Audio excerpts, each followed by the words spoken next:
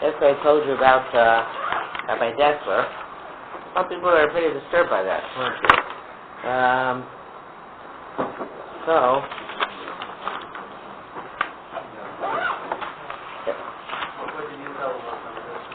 About not taking a distinguished job or trying to keep people out of the distinguished workplace.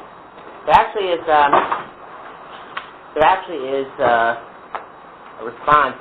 Maybe I'll get to it tomorrow. There's a response to Rabbi Dessler, which is written by Professor Zev Lev. His name in English is William Lew. In Hebrew it's called Zev Lev, and he actually wrote a response to Rabbi Dessler, which maybe we'll get to, where he speaks about how he disputes Rabbi Dessler's perspective and states that he believes that it should not be taken as definitive.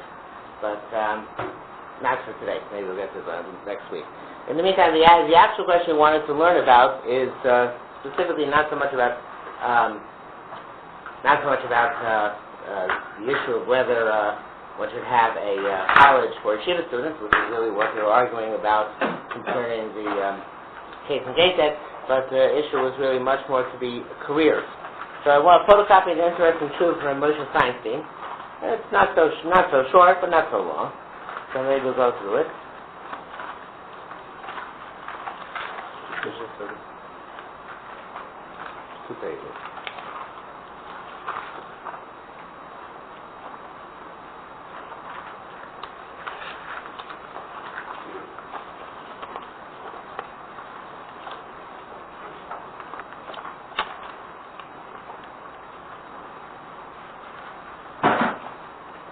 I think I made 7 copies altogether, and I need to keep 1. Do you both have?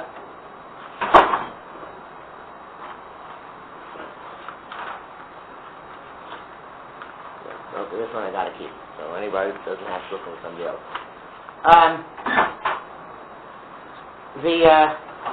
The Truva, if you take a look at it, Bachurim Sherotim Lazov Yeshiva Begilsa year. You have 2 kids who want to leave the yeshiva at a young age, and the next part of the Truva, which don't have to do with us, we're not going to look at, has to do with Hachshoras Kalim, how to make kosher a vessel Shabishu Bem Stam Cholav, in which they cooked milk which was not called the soil, B'machshir Pisusha Beis Charoshis in a pasteurization machine. They get a mitzvah Talmud Torah and the definition of the mitzvah of learning Torah. All those we're not going to look at. We'll just the first one. Okay, so the first part of the Truva here, if you see, is written to 1982, actually the end of 1981. It's written to Rabbi Yosef Tendler. Rabbi Yosef Tendler was and I think still is, the principal of the high school of Mary Yisrael Yeshiva in Baltimore. And it's typically we also ask the second question about Chol Yisrael, because he also tells Chol Yisrael. So there has, besides being high school principal, is he runs a milk company. Okay, now, he says, the question here which he's asking is going to ask, Bachurim ha-mevakshim la'azov et ha-yeshiva, the students want to leave the yeshiva, they want to go to college, in order to prepare themselves to become doctors. Want to become doctors, right? So one attempt to persuade them to stay in the yeshiva. See the question? They want to go to medical school, or they want to go to college, actually, pre-med, in order to eventually become doctors. Should one try and persuade them to stay in yeshiva? So Rebbe says, Hinei v'adai tov, it's certainly good. That which you are honorific, your distinguished personality, mishtadel, are attempting the inyan in this matter, mashal tamlidim, that students akareisha gomru by yeshiva, after they finish the yeshiva as limudei chosholem, the secular studies, meaning they finished high school. Shadayin heim b'nei yud zayin that they're still about 17 years old. Rotim la'azov et yeshiva, they want to leave the yeshiva, bastotas hayeser, because their evil inclination attempts to persuade them. Kilush is frequently as if they could need kvar already. We don't to be concerned about their income.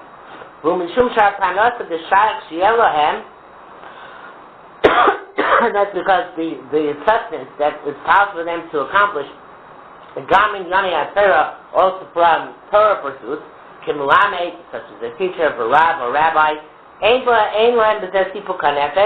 wouldn't enjoy it.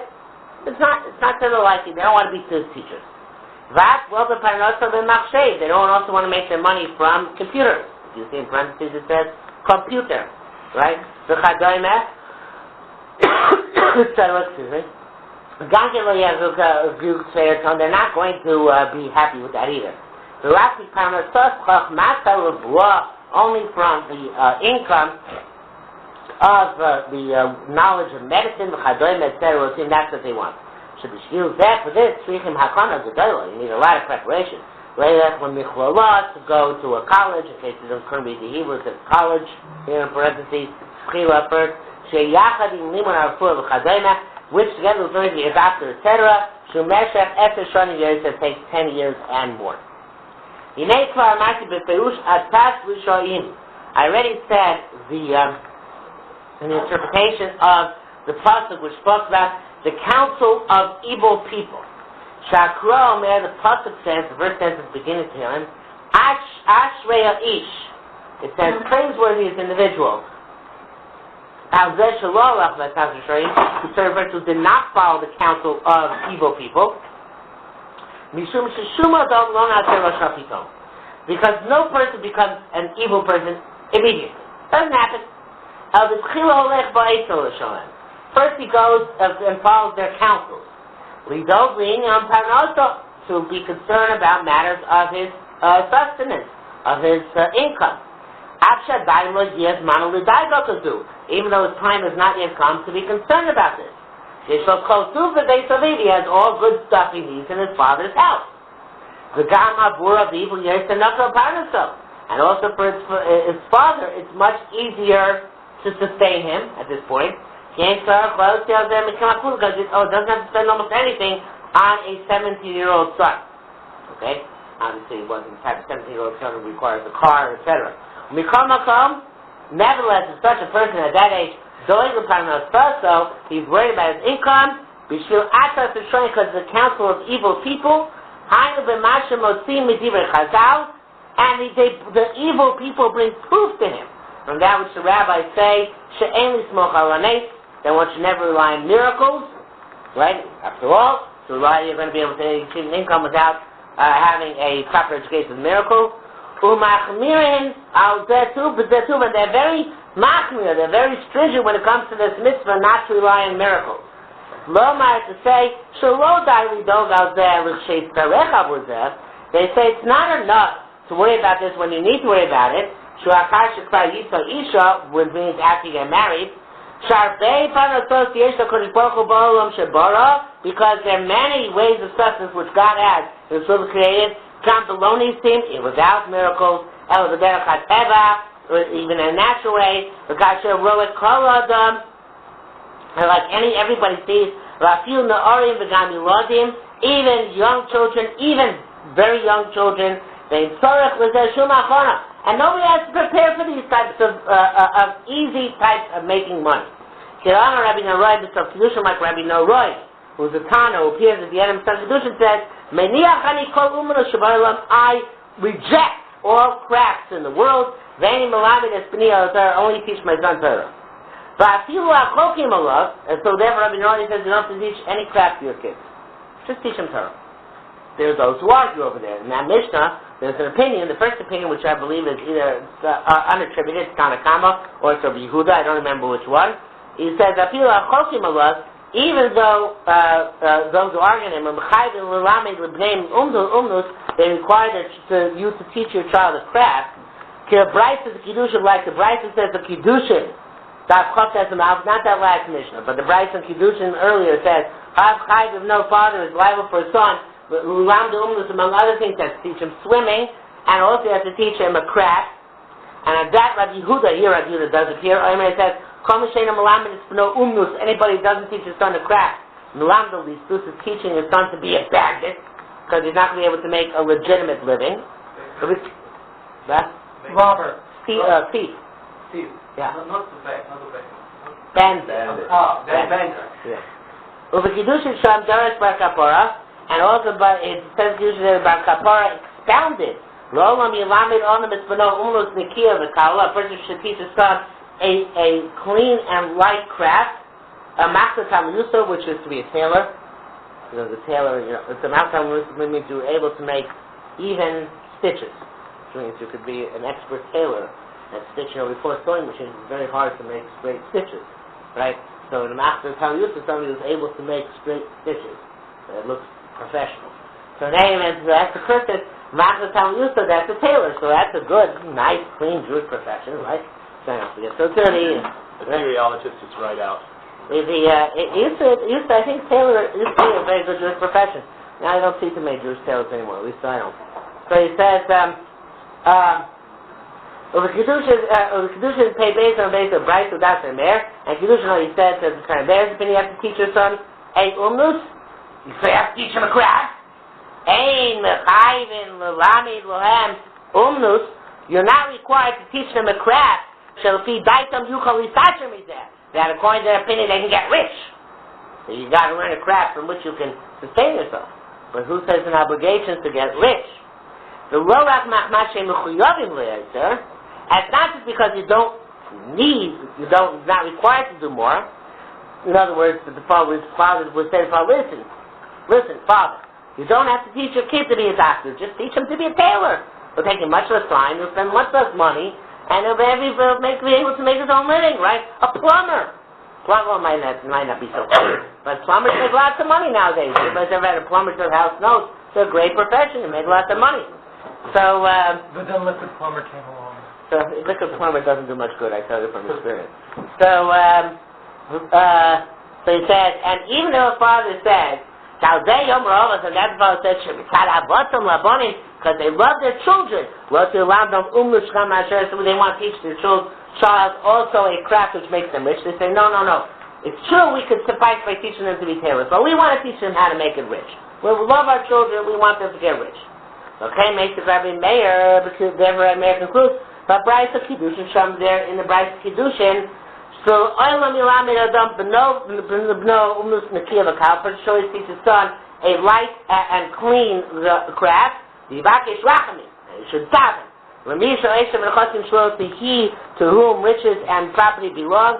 Shein Aniyos Minumnus, because poverty does not come from craft. In Achias Minumnus, nor the riches come from craft. And Ramisha Eishem Shlo, but rather comes from he to whom all wealth belongs. Meaning that God can make people rich if they're tailors, and God can make people rich if they're doctors.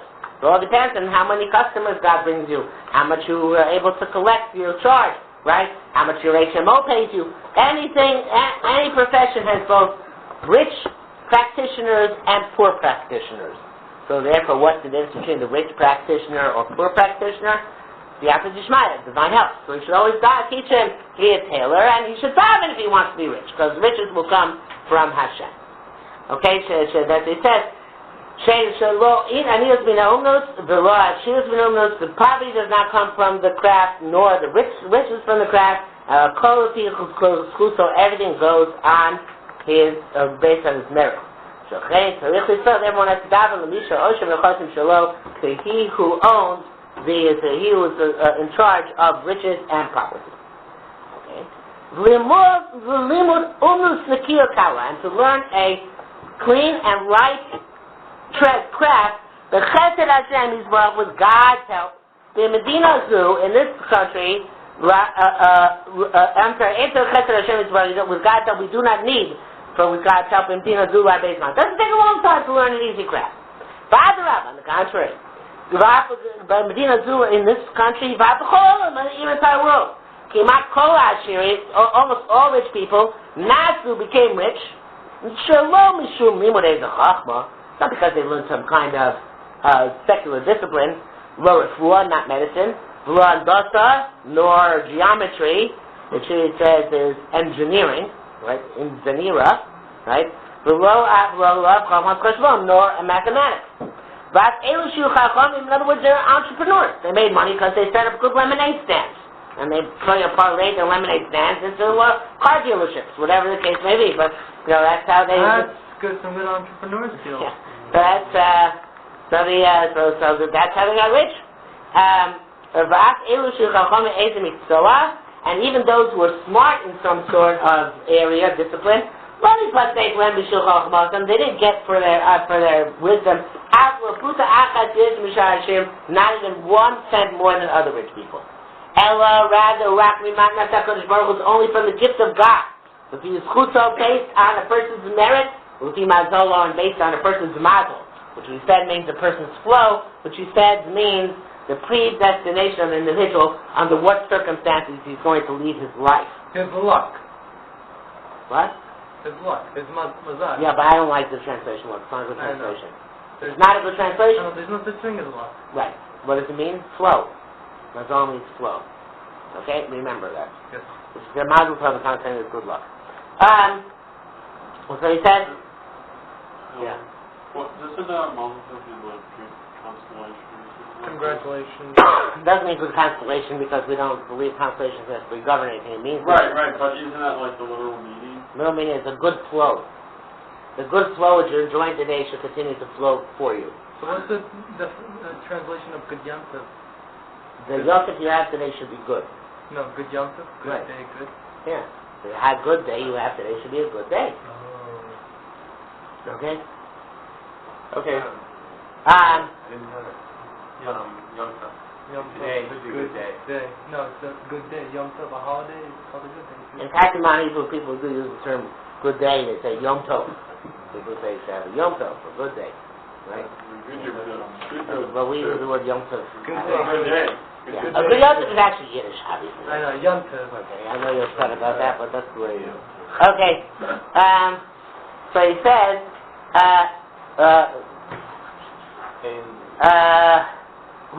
it's only from Hashem's gift. Ein says Hashem, like says it says, skipping the parentheses now. The Chol Zman learning to be yeshiva, as long as they're learning the yeshiva, Adai Yesh Lahem L'Rova Tamidim, most students still have Rosh Tomiyot Talmid Chacham. They still have the will to be a great scholar.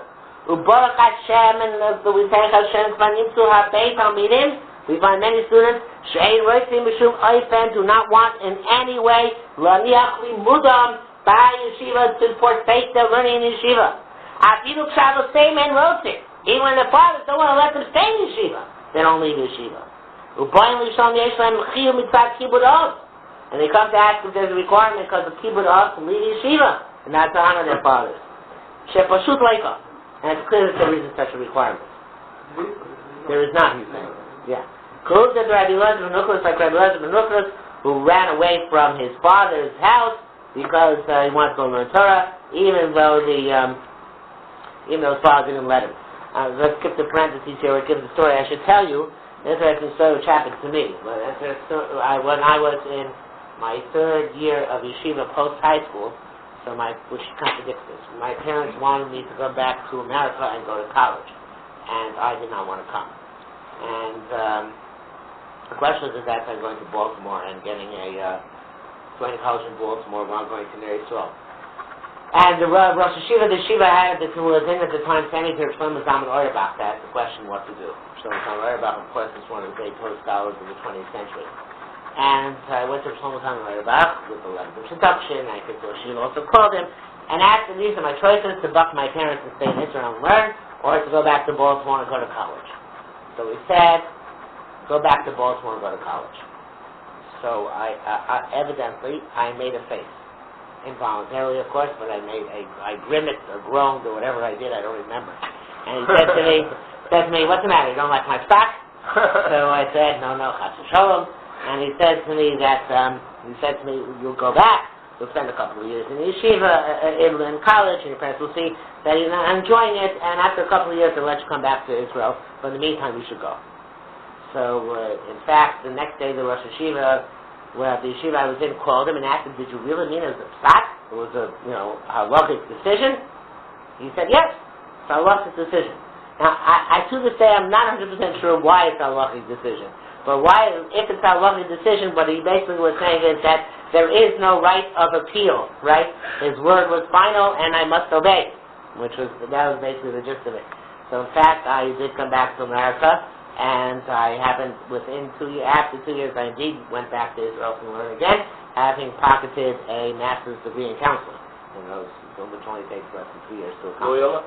No, Johns Hopkins. Johns Hopkins? So, what do you call it? Oh, right, Hopkins. So they, sorry, I mean, wasn't implying anything. I was deeply insulted. If you were going to be going to a university, you might as well go to... Right. Goyola. So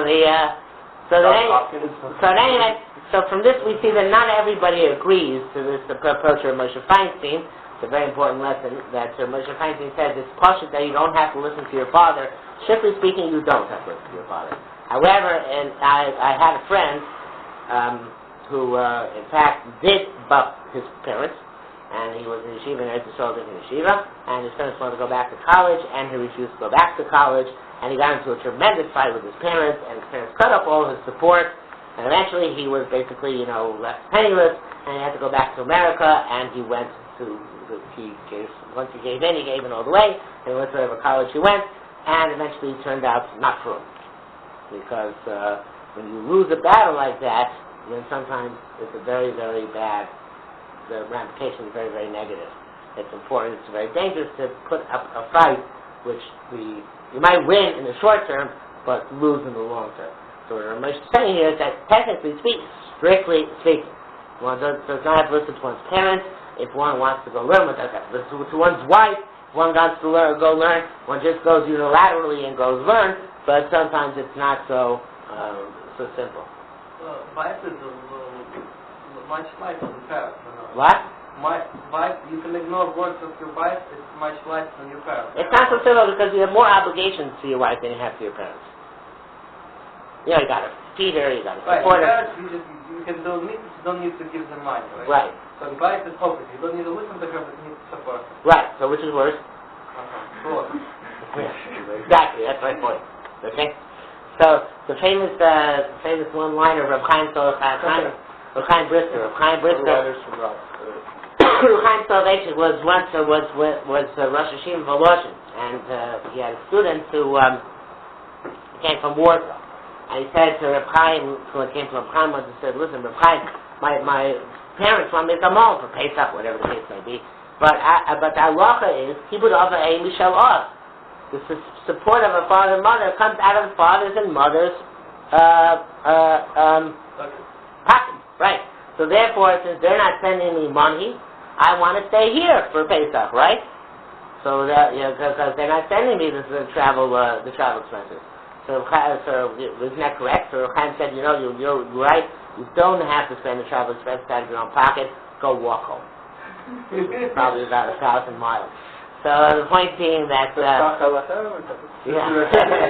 But that was so costly accommodations on the way. And right. You can just sleep on the street. Yeah. So I think the message was an obvious one. It wasn't the precise halachic issue, but rather it's Who was it? what? Who was the person who said? Reb Chaim Brisker, Reb Chaim Salvation.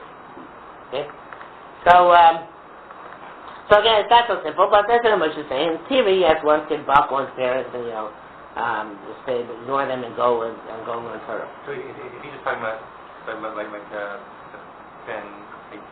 yeshiva basar, or like just people, Jews in general, Anybody. they should try.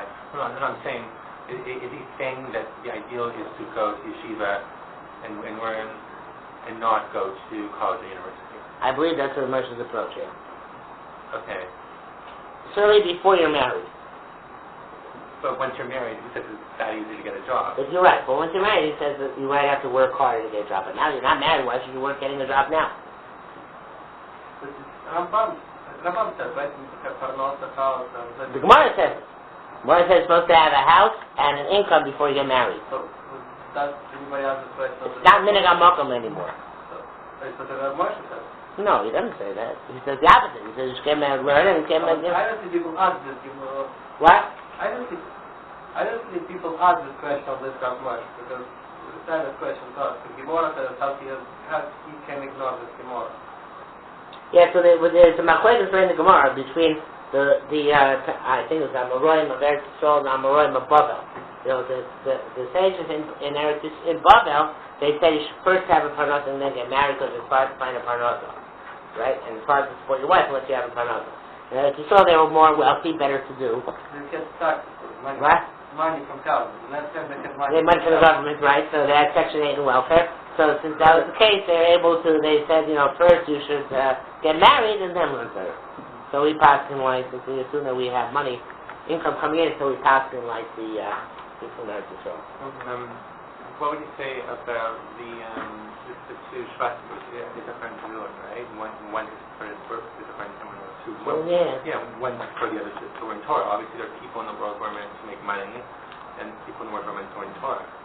Each person serves Hashem in a different way. No, the interesting thing about that is that Zvul is not exempted from his obligation to learn Torah just because he pays his Tachan for it. There's no such thing as learning by proxy. When you have a Chiyuv without Torah, you got to learn yourself. The icing on the cake, so to speak, the additional amount, is that you can split up with somebody else. But the basic elementary obligation to learn Torah, that was also on Shemitah Zvul. And the question was the additional, beyond, so to speak, the minimum. By the way, what's the minimum a person has to learn every day? Morning and evening. Morning, evening, what? Shema. Say Shema in the morning, Shema in the evening. Don't get any ideas. You said Shema. You could almost see the light bulb in my head. I saw it. You say Shema in the morning, Shema in the evening, then you're your obligation of learning Torah for that day, and everything else is Manya. Extra credit. Manya. What is that? Manya. Manya? The New Orleans means give it extra for the same price. Like you have your minimum, and then whatever else they give you is Manya. Well, you do get more. It's more advantageous for Torah more than the minimum. Well, no, you get more out of it, but when you die. Yeah. no. They cool down Gehenna for you. They turn down the temperature a little bit. Okay? This is my island in this. Okay. So he says, now here says Moshe finds a very interesting thing, which goes against the grain of modern American thinking, and goes probably against the grain of many Jewish sources you would find as well. The Sipuk HaNefesh, although not against Moshe Finds. The Sipuk HaNefesh. A person claims, listen, I want to be a doctor. I don't care about the money. I'm Albert Schweitzer, right? I'm going to go down to Africa and treat the natives. What? Doctors to that borders. Doctors to voices. Milwaukee didn't take any money for the suicide? Sometimes he did some fun of it. Let's see what happens. I'm sure he took money. I'm sure he took money, yeah. Okay. But I think he did it as a service for humanity. He wasn't so ashamed of mine. So a person wants he wants to be a doctor, doesn't want to be a doctor. He likes the sight of blood. I don't know, whatever it is, he wants to serve humanity. What? That's generally why people become doctors, I'm sure. They like the sight of They like blood. the sight of blood. Isn't that why people? Why people a surgeon, right? That's For a shocking. why else would a person become a surgeon? Yeah, no, why does this person become a shochet? I mean, What? he has violence in it, he wants to take it out on poor little animals. Especially you don't get to stick your hands in the inside like you do with a surgeon. It's much different. Well, no, you have to check if the stuff is, kosher. That's true, okay. Anyway, you're right, this become church is not that. Okay, so he says, so the fact that a person is happy with his career, I don't understand at all. And what does that have to do with making a living and physical or material things? It's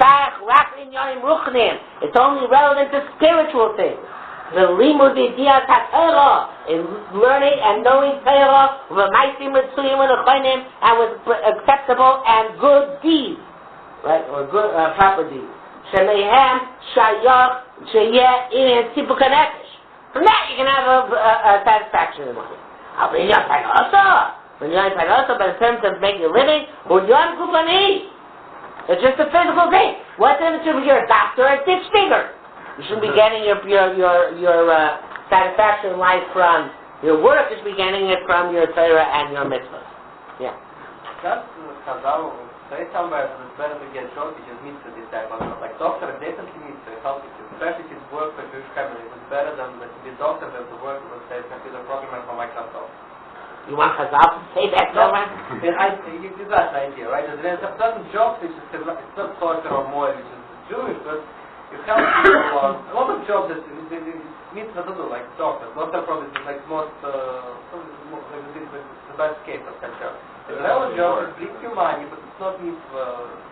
You can make it to mitzvah as you tailor, you tailor clothing for Jews, and they get married, they can so that is something like that. If you choose job for yourself, you should choose job which is like mitzvah job. That doesn't say. He doesn't seem, because he said already before that we're talking about somebody who doesn't think they're going to make it as a Rebbe. Lots of people in interesting yeshivas try to become Rebbeim even though they have absolutely no personality to do it. I don't know, you haven't been around yeshiva. I haven't been around yeshiva since elementary school with most of you, but I have. And I can tell you that there are a lot of people who were not cut out to be Rebbeim. People who want to be in Kiro. You have? People who want to be in Kiro. What? People want to be in Kiro. Yeah, I remember. A lot of people here of that type. A lot of people they want to go to Kiro even if they do not have personality to be in Kiro. So that's the same thing. So much as to recognize that not everybody's cut out for, being a rabbi or being a Talmid Chacham, being a teacher. Not everybody's cut out for that. But he's saying, okay, but then who says you have to be a doctor, right? What if he doesn't like his doctor? He needs to He doesn't like you spending 10 years preparing for it. That's what he doesn't like. Also, like somebody mentioned that only people who can learn to stand are doctors. If you go to Beth Medrash, there are only one people who learn to work. Only doctors can afford it, but nobody else. It's an interesting thing once you bring that up. You should know, doctors in the Jewish community are actually not particularly well-to-do. The reason for that is because of yeshiva tuitions. So in the yeshiva world, right? They get in trouble. In the world of yeshiva tuitions, right? So if you're poor, so you get breaks, right? Then you don't have to pay as much. If you're rich, doesn't matter how much you have to pay in tuition. It's those guys who are in the middle, the doctors, the lawyers, the accountants, they suffer the most because they don't have enough money really to cover household expenses and to cover full tuition. But they still have to pay full tuition because everyone's saying, you're a doctor, you're not paying full tuition? Right? So therefore, some of them could work for the city. They don't get... Right, so their point is therefore that those people in the middle are usually the ones which are most squeezed and not able to, having the most difficulty making ends meet. Is that interesting? Yeah, that's So it is. What? The worst amount of money is $100,000. If you get less, Right. you break. If you get more, you have left over. Right, so like that. All I would say it's probably about 150 if you nowadays. If you're a real Jewish family with an average of 6 to 8 kids, you really need 150 in order to make it work. It's kind of that's the way the system is. Dang, Taco Bell don't pay that much. In terms of time, only doctors can afford to learn themselves. True, it's true, but I'm saying that the reason that is because the doctors are not at the pinnacle of... So you spend 10 years to prepare, then you're going to know your life on Saturday. That's a good question. In other words, the person, I don't know how much is addressed that here, but actually that is addressed by other sources. And if you say when you work 12 or 14 hours a day and you don't have any time for that. Yeah, so the question is, let's say, I don't think it's addressed here, but let's say that you decide, you know what, God, I'm going to make you a deal. You let me go for 10 years to medical school and then work for another 20 years. At the age of 50, I'm going to retire, very wealthy, and for the next 30 years, I'm just going to sit and learn. Are you allowed to make a deal like that with God? No. Why not? Well, first of all, how do you know you're going to live that long? Exactly my point. It's a kill it. You don't know the Right.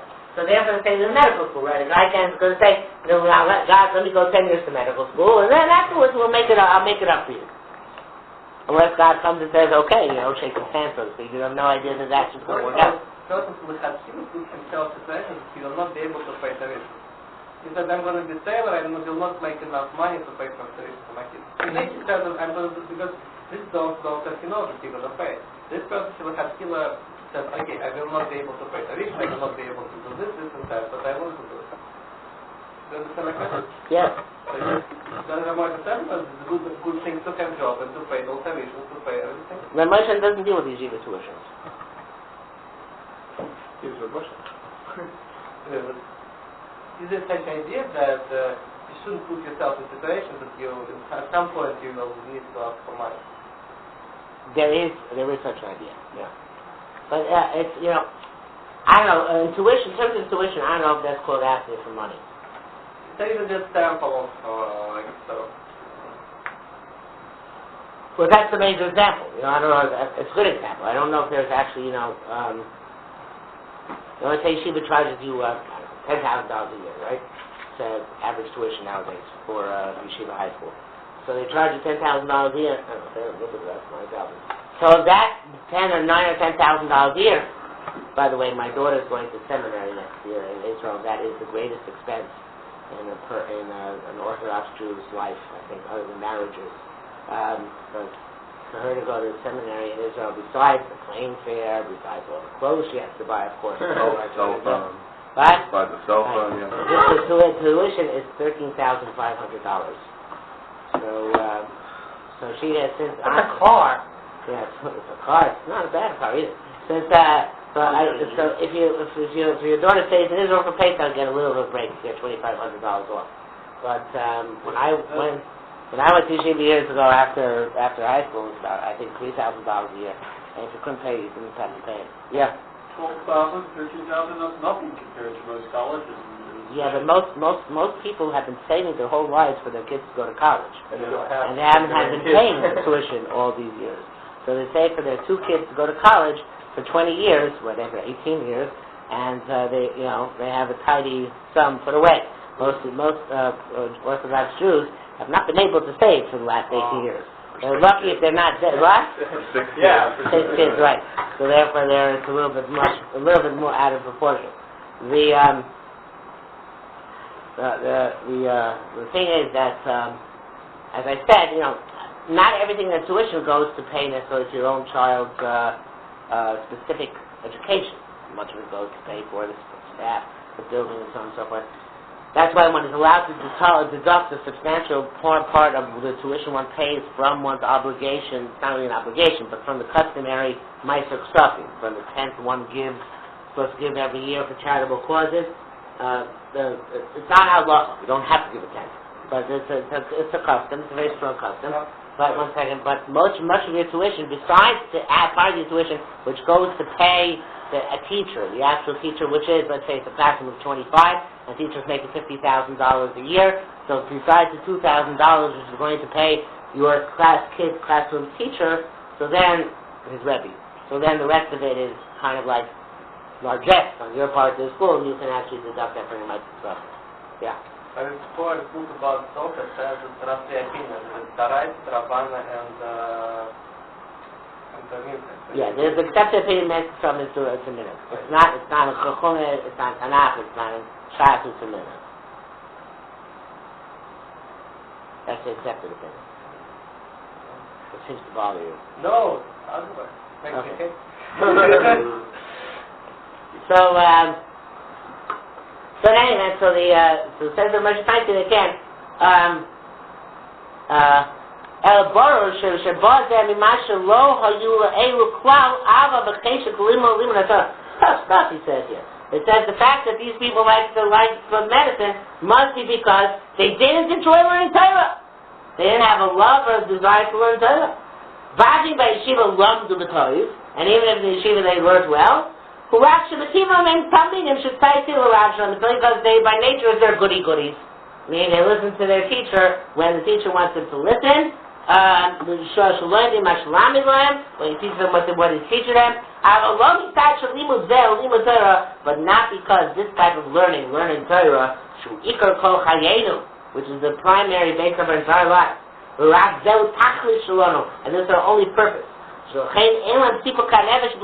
they don't have satisfaction by learning Torah, but only by learning other secular studies. Because without learning them, they would accept them to learn medicine, bandasa, and engineering, etc.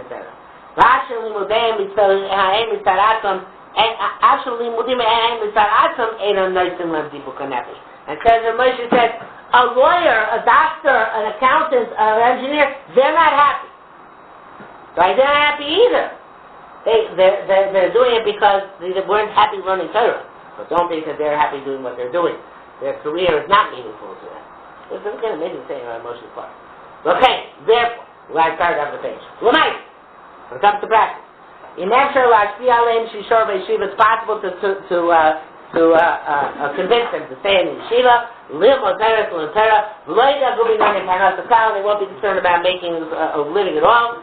Like elders who want to learn Torah, because of the very essence of learning Torah, not because of any ulterior motive. You have to attempt to have an influence on him to get to stay in yeshiva. But it's not possible to convince him to remain in the yeshiva. So in a way in which he won't be concerned about his sustenance after many years. I mean, he's not going to anticipate the future with anxiety. He used to have he's going to trust Hashem for his banata. If you can't get him to that level, I mean, even though it's possible to convince him to stay for a year or two, because he's not going to lose anything. So he's blaming Harvey. You have to carefully analyze this situation. So you have a guy, so he commits to stay for 2 years to learn. Because not to take a leave of absence, whatever. And after 2 years, he'll go to college. So but he's not going to enjoy learning Torah during those 2 years. If he really learns enjoying Torah, he would just put it for 2 years, right? He's making his lifetime vocation. So he really wants to learn medicine, but he's willing to do a year or two sitting in the yeshiva. So on this, Moshe said, you have to carefully analyze the situation. If a guy stays in the yeshiva with the intent of going later to medical school, he might ruin other people. You never can tell when some insidious person will come over and say, hey, you want to go to medical school? So, sure, yeah, so that's possibility of convincing others to go might have a negative impact on the rest of the population. The therefore, only if you know his nature. So it's machia by yeshiva that when he's in yeshiva, you're most probably you'll learn like he's supposed to. As if his intent was to learn Torah forever. And not to think the time at all about his empty and wrong thoughts. I'm him he can try and convince him to stay.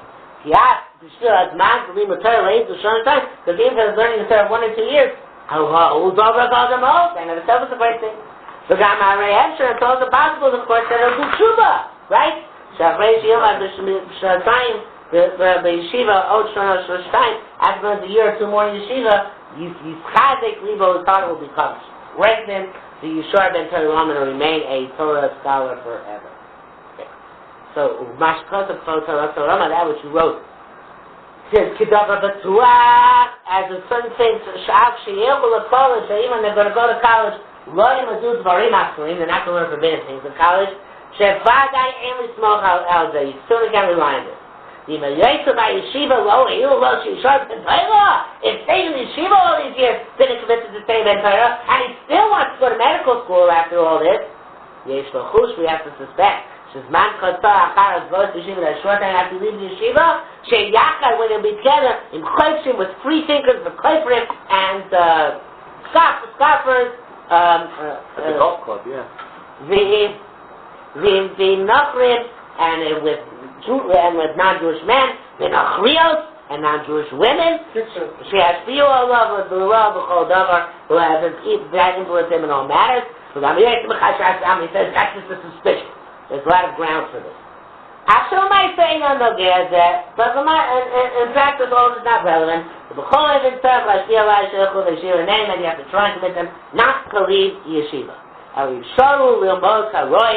they should remain to learn properly. We've got to grow very possible. The Lord shot if they're morons and they can't grow in Torah. Doesn't say they're morons here, but that's the thing, right?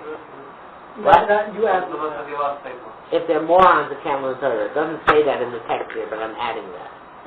Okay? So the Antichrist is closer also. It's not your responsibility, right? If you can find somebody who pays attention to him, Torah remain a Torah observant Jew, who was Torah, and to say the constantly Torah, then you should take the opportunity to try and do so. So Moshe says a very important idea. He says, don't go into college to learn a parnasa. At least if you can avoid it, you should not go. And at least if it's a long time, you should go to learn a profession. For that purpose we have in this world, Community college. Welfare. College accredited yeshivas? Goyim. We have Goyim who are supposed to be the doctors. Alright? So the Jews are not necessarily supposed to be the doctors. There's a Chazon Sofer, which I brought along. Yeah, we have to tell the Goyim, but do not circumcise my kid. And they still charge you for it. Yeah. So what do we say about the Rambam? What about the Rambam? He was a doctor. He disagreed with Rosh Hashanah. Where do we go with? Rambam or Rabbi Moshe Feinstein? Right. Where do we go with? How did you take 10 years at that point? Also, it was much faster education. I mean, wasn't Rambam technically on a higher level? It's interesting because the Rambam says he didn't go out to work actually until his brother, who was supporting him, died young. So otherwise he would have stayed to work. Rambam's attitude to his refuah was carnal. That's not what, not necessarily, but that's what he was contending. Not necessarily true. We might think the Rambam's attitude towards medicine was, this is what I want to do with my life.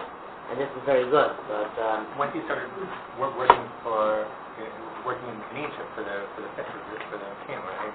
So he was working most of the day. He only got an hour to one Torah. Most of the day was around the king. Right. On this month. No, only one attitude to learn Torah altogether. The rest of the day was the volunteering, right? That's just because it was the official court position. Right. But what's the point trying to make with that? No. I'm just saying that why would he get a job where he couldn't learn Torah? At least for a big chunk of the day. That's a good question. It's already his hobby. What? Maybe it's already his I think the Rambam agrees with relation. The Rambam has suggested that you find a career that you like and pursue it. Don't just become a tailor or a ditch digger. And the effect of our general door versus previous generations who were capable of bending off the Yetzer Hara is in a different manner and a different degree than we are. Allah who gets. So how much work are we supposed to say learning yeshiva? Or not, because we. What do you mean? There's more effective way to battle such an inflation than. It's right outside there. I ain't gonna battle. It's right outside the window. Because we're in yeshiva, and I can everyone feel has it the pulling opposite me. thing in yeshiva. What? Because we're in yeshiva, past I the don't want to normal go to age, the we're clearly not 14,500. a run-of-the-mill person. See what? In that regard, we're not in the yeshiva. I guess we have all week to discuss it, so I'll more coordinate my thoughts in my head before I meet. Okay, fine. You'll get back to us then. So it's interesting. Chassid Sofer, which I want to read to you. The Chassid Sofer says a couple places. Says in Perusha on Shas and in Sukkah, I think that's one of the Hamid Base, and it says it here in Parshas Shoshim in the Torah. It says, "V'nei," and behold, you don't have it in front of you. "V'nei anu tzomchim," we rely on in Chutzlaretz, in Pressburg, where the Chassid Sofer lived, right in Slovakia. We rely on the Rabbi Noroi, on the big Rabbi Noroi. So the text of Kedusha, which Ramesh brought down. Shamar said, "Meniach ani kol muni yeshavot." I forsake all the crafts in the world. Ve'ini malame b'ni elazar. Only teach my son Torah. V'ayim k'div Rabbi Shimon bar Yochai. Just like Rabbi Shimon bar Yochai, the flame is machlekes. Rabbi Shimon bar Yochai in the text of Brachos. When it says "V'taftu t'ganecha," it says in the second part of the Shema, second paragraph, you should collect your own grain. Right? Is that a mitzvah or is that a klola? Is that a bracha you're going to collect your grain, or is it a klola you're going to have to collect it because you can't get going to work for you? Right? Rabbi Shmuel holds it's a mitzvah. That's the way it should be. You should plant your grain and go and harvest the field. Rabbi Shmuel says, no, you have to rely on God. Right? You shouldn't rely on human beings. It's not your point to do it. If God makes them eat your food, because he didn't daven enough, he didn't learn enough, he didn't learn enough mitzvahs, but you leave it up to God. So it says the Chassid Sofer, it's amazing. Chassid Sofer says the Chutzlaretz, you have to leave it up. You should leave it up to God.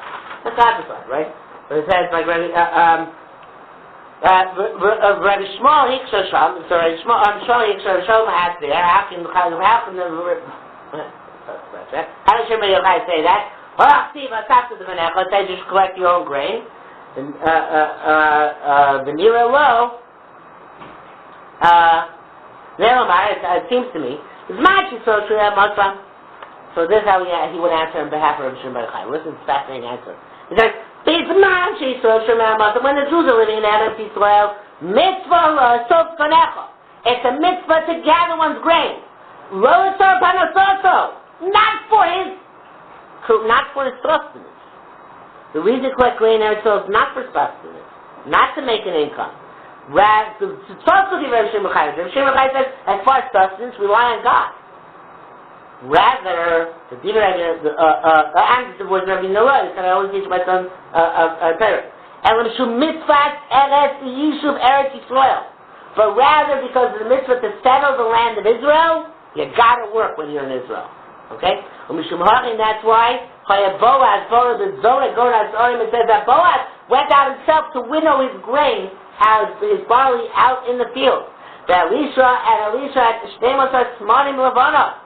Elisha had 12 teams of cows in front of him to pull his plow, because he had to settle the land of Israel. And not just working the land is good, any other craft is good. Because of the settling and honor of Eretz Yisrael. It should be a chil Hashem that people say, we couldn't find a Eretz Yisrael cobbler. We have to go to East Jerusalem to find a cobbler among the non-Jews, or a contractor, etc. Then have to bring foreign workers into the land of Israel. Right? That's not good. Mitzvah. There is a mitzvah to learn a craft in Eretz Yisrael. Rabbi said there's no mitzvah. That's Myra. That's when we're living among the goyim. They have many craftsmen. You go down to Route 59, you can find a Korean guy to do your laundry, right? You can find a Korean guy to fix your shoes. Go to Pathmark, right? So that, not fix your shoes, but buy food. So he said, since there are many goyim, they don't need us. In that case, if you go out to work, it's your own time. He said, in terms of chutzpah, I forsake all jobs. Okay, straight to the son of therefore, when a person, then he goes down and explains a certain part of Parashat Shoftim like that. So according to Chazal Sofer, already we have a very interesting opening.